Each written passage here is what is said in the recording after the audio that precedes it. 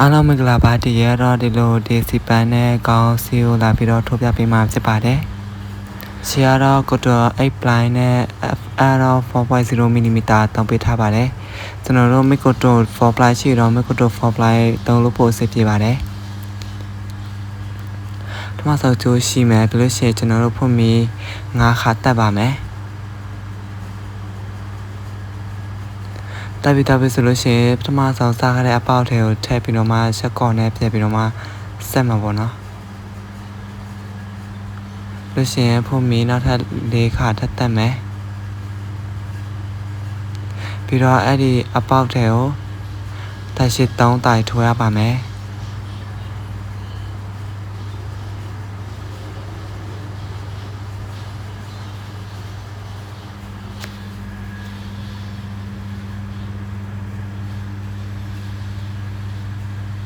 လို့ရှိရင်ဖွင့်ပြီးနှစ်ခါတက်မယ်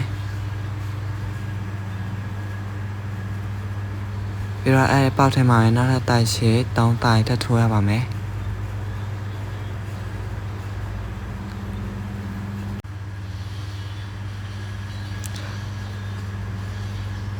2တိုင်ပြီးတော့3တိုင်ပြီးလို့ရှိရင်ကျွန်တော်တို့ဖွင့်ပြီးတစ်ခါထပ်တက်မယ်ပြီးတော့အဲ့ဒီအပေါက်ထဲမှာပဲတိုင်ရှိ3တိုင်ထပ်ထိုးပေးမှာပေါ့နော်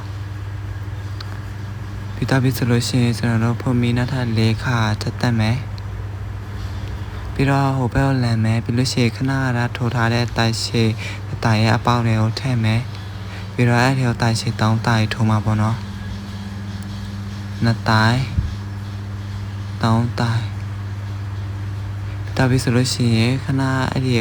ပေါက်ထဲကိုနောက်ထပ်တိုင်ရှိ3တိုင်ထပ်ထိုးမယ်တိုင်ပြီးတော့3တိုင်ပြီးတော့ပုံမီနှစ်ခါအတိုင်းပဲတက်မယ်ပြီးလို့ရှိရင်အပေါက်ထဲမှာပဲတက်ရှိ3တိုင်ထပ်ထိုးပေးရပါမယ်3တိုင်တက်ပြီးဆိုလို့ရှိရင်ဟိုဘက်ကိုလည်းနောက်ထပ်တက်ရှိ3တိုင်တိုင်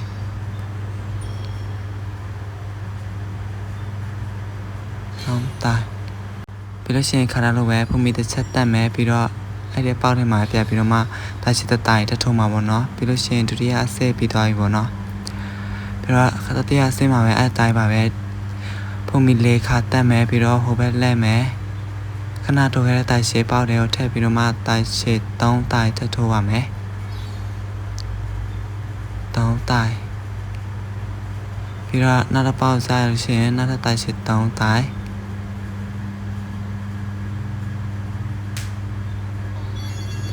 အဲ့တိုင်လေးပါပဲဘာမှမခက်ပါဘူးเนาะ3တိုင်ပြီးလို့ရှိရင်ကျွန်တော်တို့အလဲပဲရလို့ရှိရင်အခါတိုင်းလိုပဲတိုင်ရှိ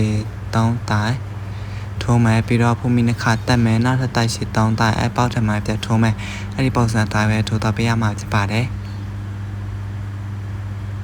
တိုင်ပြီးတော့ဖုန်မီနှစ်ခါပြီးတော့အဲ့ပေါက်ထမှာပဲတိုင်ရှိနောက်ထပ်တိုင်ရှိ3တိုင်2တိုင်3တိုင်လို့ရှိရင်နောက်တစ်ခုကနောက်တိုင်ရှိ3တိုင်အဲ့ပုံစံတိုင်းပဲကျွန်တော်တို့7ခါလောက်ထိုးတော့ပေးရမှာဖြစ်ပါတယ်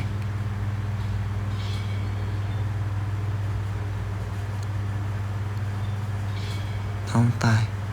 ပြီးတော့နောက်ဆောက်ပါမှာနောက်3တိုင်ထပ်ထိုးပါမယ်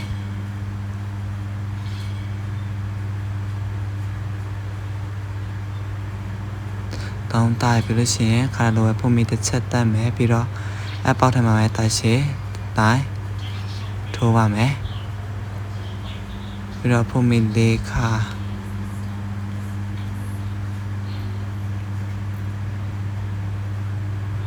အဲ့ဒီအတိုင်းပဲကျွန်တော်တို့7ခါထိုးပေးလိုက်ပါနော်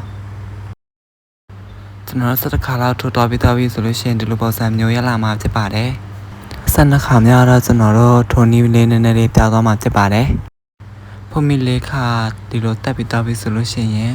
အဲ့ဒီအပေါက်ထဲမှာပဲထည့်မယ်ပြီးလို့ရှိရင်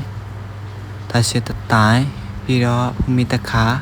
ပြီးတော့တိုင်ရှိနောက်တစ်တိုင်ဒီလိုပဲထိုးတော့ပေးရပါမယ်ပေါက်ထဲမှာတိုင်ရှိ2တိုင်ပဲဖြစ်သွားမှာပေါ့နော်အရင်တော့3တိုင်ဆိုတော့အခု2တိုင်ပဲဖြစ်သွားမယ်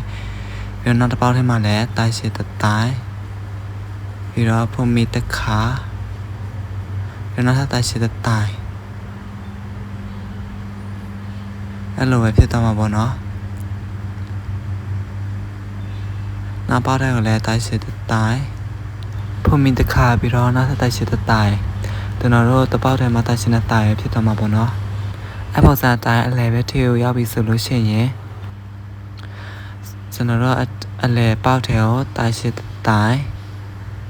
ပြီးတော့ဖုန်မီတခါပြီးတော့နောက်တိုင်ရှိတတိုင်းပြီးတော့ကျွန်တော်တို့ဖုန်မီနှစ်ခါတက်မှာပေါ့နော်အခါတိုင်းလိုပဲပြီးလို့ရှိရင်နောက်တိုင်ရှိတတိုင်း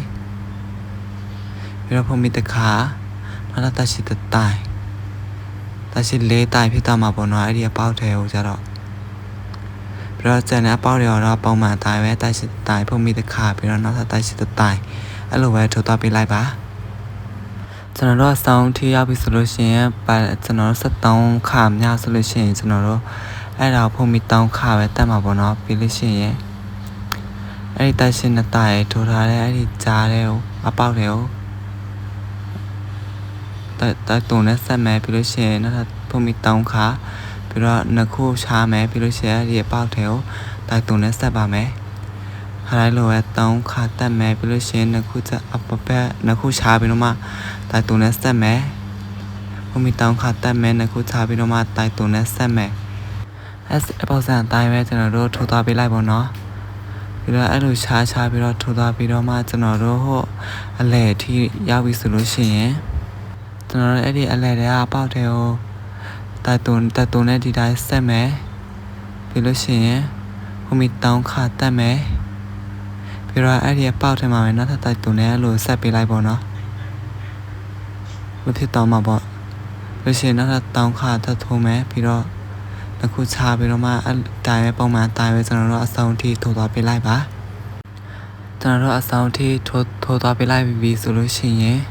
ဟိုအခြေပြားဟာကိုကျွန်တော်တို့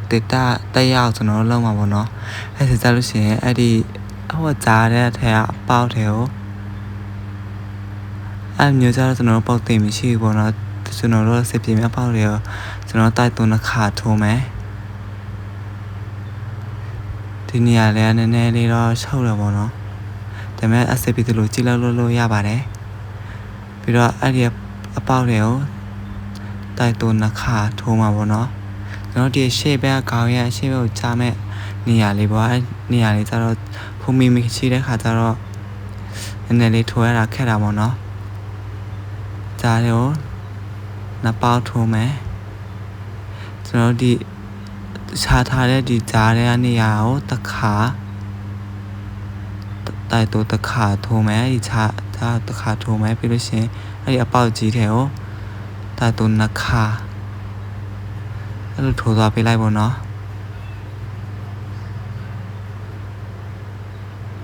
ဒီအဲ့ဒီကြားတဲ့ချာထားတဲ့နေရာလေးတေးသေးလေးတဲ့ကိုတိုက်တော့တစ်ခါလို့ရှိရင်အဲ့ဒီပေါက်တဲ့ကိုနှစ်ခါပုံစံမျိုးဖြစ်မှာပေါ့နော်လို့ရှိရင်အဲ့ဒီကြားတဲ့ကိုတစ်ခါပြီးတော့အပေါက်တဲ့ကိုနှစ်ခါဖြစ်ကြတဲ့တကအပေါက်တဲ့ကိုနှစ်ခါအဲ့ဒီပုံစံအတိုင်းပဲကျွန်တော်တို့အဆောင်ထိကိုထိုးသွားပေးရမှာဖြစ်ပါတယ်